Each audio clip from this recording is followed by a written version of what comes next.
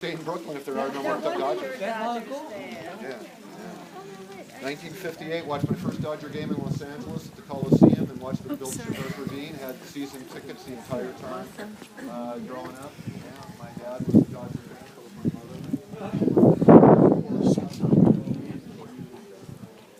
Dodger fan. My mother being from Brooklyn.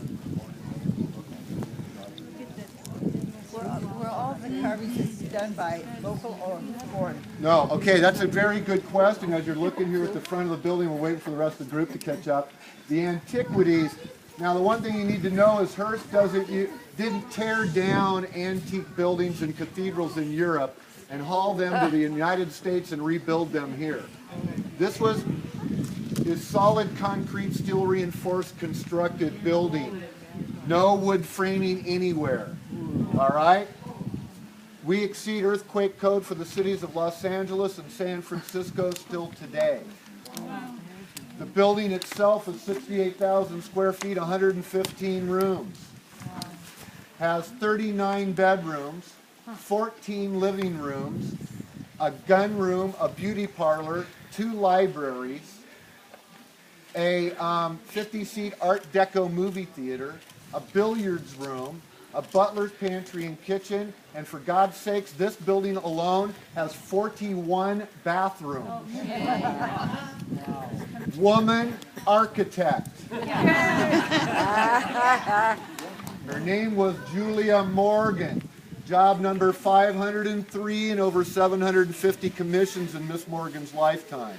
While she worked on this building, now over 28 years, she spent the night here less than a dozen times. She'd come down on 1 or 2 weekends a month and go right back to San Francisco. All right? So over those 28 years of her coming down once or twice a month, she builds over 250 other buildings while she's working on this project for Mr. Hearst. This is Julia Morgan's weekend job. All right? She built 3 casitas, little houses. Mr. Hearst contacted her in the year 1919 after his mother's death. He got the inheritance. He wanted to build here, to build a tribute to his mother. He told the architect they were going to build 1 or 2 little bungalow-style homes. He referred to them as casitas, little houses. Said the project would take a year to a year and a half to complete.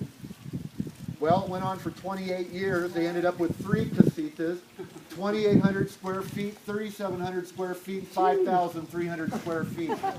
50 rooms total, 20 bedrooms in the guest cottages.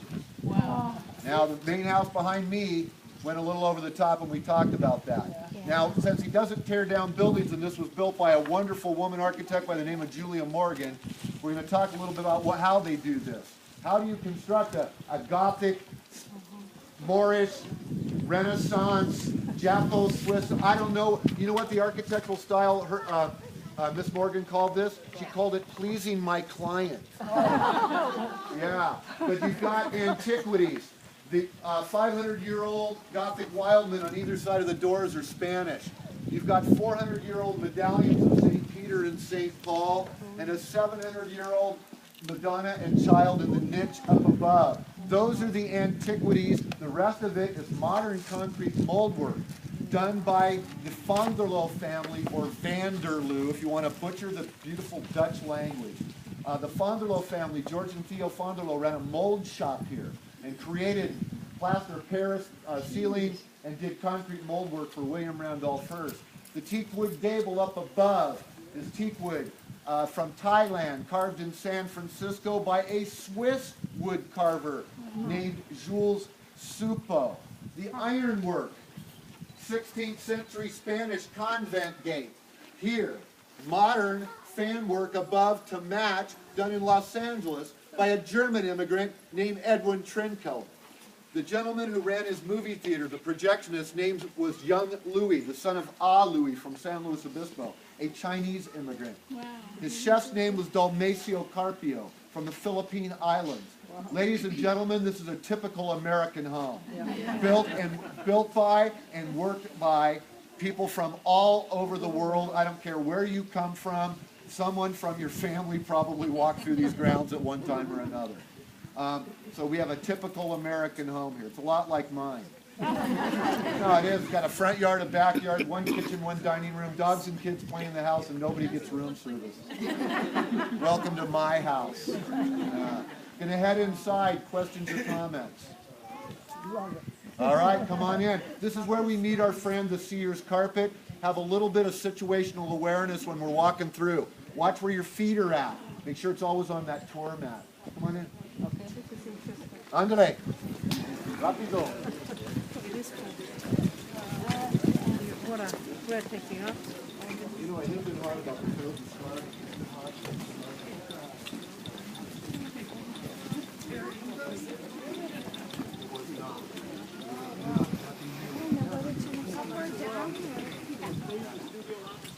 They use the studio lots to do that. And, you know, I get a lot of questions about the relationship, this and relating to William Randolph Hearst, Citizen Kane. You can't help but draw comparisons. But you can also draw comparisons to Vanderbilt and Getty and all the other rich Americans at the time. Herman Mankiewicz, who co-wrote the screenplay with Orson Welles, worked for William Randolph Hearst and was fired and thrown out of this estate for being a drunkard. So you think they might have had a little agenda when they sat down to stick it to all the rich guys in the United States. William Randolph Hearst, when he saw that movie, walked out of the movie theater and was literally attacked by what we call paparazzi today. They simply called them reporters back then. What movie? They asked him, what did you think about the movie? He said, I thought it was a little long. That was the end of it. And I got to tell you, is there anything really that draws directly in reality to William Randolph Hearst out of that movie? Well, first off, it was made in Hollywood. All right? Second thing is, the movie starts off with him building a home like this he calls Xanadu on top of a mountain in the state of Florida. Come on in.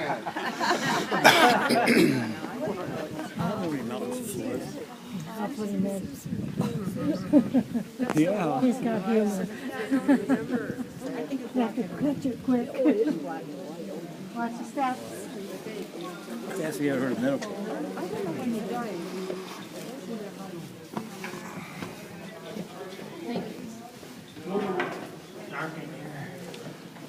It's flat, no steps. It's mighty dark, so I don't think anything's showing up.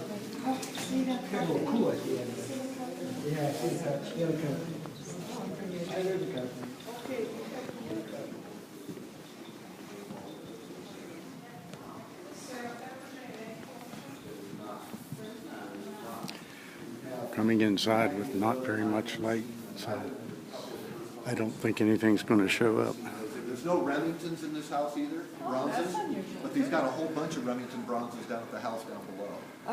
They built that, his father built that in 1878. It's a two-story Queen Anne, and when William was a little, before William was born. So, and